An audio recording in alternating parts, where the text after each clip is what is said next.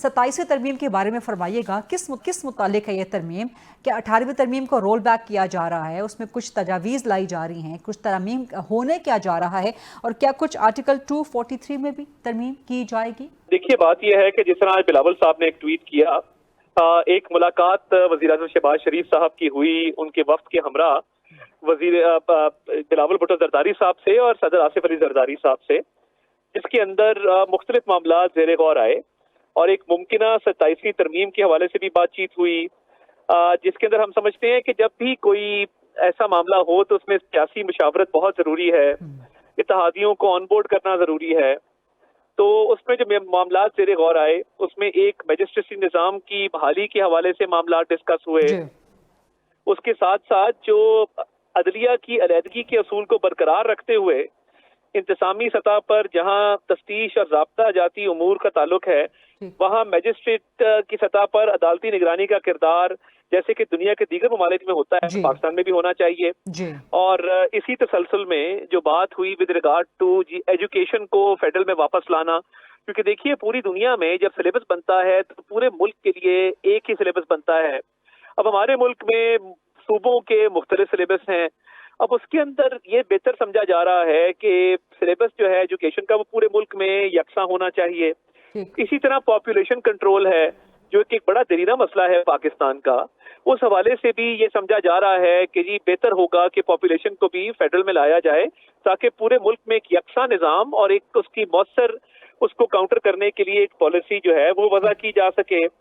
देखिए, ये जमहूरी सियासत का बुनियादी तकाजा है कि जो आईनी इस्लाहात हैं इस पर मुशावरत ज़रूर होनी चाहिए और मुकालमा ज़रूर होना चाहिए, और इसके साथ साथ जब आईनी अदालत का क़याम हुआ उसके दायराकार के हवाले से हम एक मुशावरत कर रहे हैं, और बुनियादी सवाल यह है कि मौजूदा शक्ल में जो आईनी बेंचेज हैं यही काम करेंगे, अदालत भी कायम की जा सकती है, उसका कोई ऐसा पायदार या वाज़े कोई हल तलाश किया जाए ताकि मुस्तकबिल में कोई निज़ाम में अभाम ना हो और बेहतरी आ सके। और देखिए, जो आर्टिकल 243 है, पाकिस्तान को जो सिक्योरिटी चैलेंजेस हैं और पाकिस्तान में जो एक पैराडाइम है उस हवाले से कि हम एक कॉम्प्लेक्स कैरेक्टर है इस चीज की है,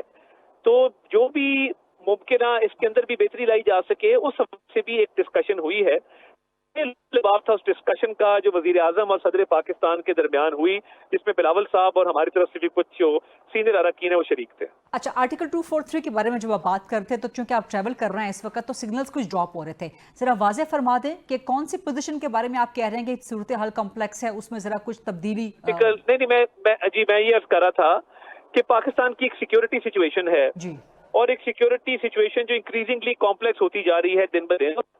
जंगी मामलात हैं, बाकी मामलात हैं, तो उसमें अगर कोई चेंज होना है इन सिक्योरिटी चैलेंजेस को और सिक्योरिटी की सिचुएशन को देखते हुए तो उसकी एक मुमकिन डिस्कशन जरूर है, नथिंग मोर देन दैट। बाकी उसकी कुछ तफसीलात आएंगी तो जरूर आपसे वो मुमकिन डिस्कशन क्या हो सकती है? क्या कोई नया ओहदा मुतारिफ करवाया जा सकता है? अभी फिलहाल मेरा ख्याल है ये कब्ल वक्त होगा इसी को बात करना, जितनी थी बात वो मैंने आपको अर्ज कर दी, क्योंकि इसमें स्पेकुलेशन बहुत ज्यादा हो रही है, तो जब तक कोई चीज मैं वही कह रहा हूँ स्पेकुलेशन से तो गुरेज करना चाहिए ना, हमें भी करना चाहिए जी। और तो जब तक चीजें वाज़े नहीं होंगी तब तक स्पेकुलेशंस तो रोम अराउंड करती रहेंगी। वाज़े तो टाइम के साथ ही चीजें होती है ना, वक्त से पहले तो कोई चीज वाज़े नहीं हो सकती, हर चीज का एक वक्त होता है। तो फिलहाल जो मालूमात है वो सिक्योरिटी की सिचुएशन और उसके हवाले से है कि एक पाकिस्तान में सिक्योरिटी चैलेंजेस मौजूद हैं और उसमें कैसे मौसर एक चीज की जा सकती है, तो इतना ही है। मजीद को मालूमात होंगी तो जरूर आपसे शेयर। अच्छा, आपने कहा कि तालीम और पॉपुलेशन के जो महकमे हैं वापस वो विफाक की तरफ आ जाएं, सिर्फ तालीम और पॉपुलेशन या इसके अलावा कुछ दीगर महकमे भी, अब सेहत के मामलात भी हैं, या वो सिर्फ प्रोविंसेस के पास रहेंगे? देखिए, अभी फिलहाल तो पॉपुलेशन वेलफेयर के ऊपर और एजुकेशन के ऊपर बात हुई है, क्योंकि ये दोनों ऐसे सब्जेक्ट्स हैं कि जिसमें मुल्क के अंदर एक यकसा निज़ाम जो है वो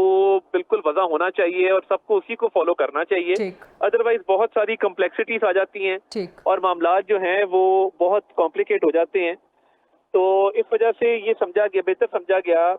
कि इसको सेंट्रलाइज करके तो पूरे मुल्क में एक यकसा पॉलिसी हो। पीपल्स पार्टी का इनिशियली अभी जवाब क्या है, क्योंकि 18th अमेंडमेंट करवाते हुए Peoples Party was the major stakeholder और प्रोपोनेंट है उनका, तो ये सियासी बयानिया इस पे बैंक करता है, तो कितनी तैयार है पीपल्स पार्टी का रद्द अमल क्या है, और बारगेन के लिए नून लीग विफाकी हुकूमत किस हद तक तैयार है पीपल्स पार्टी के साथ?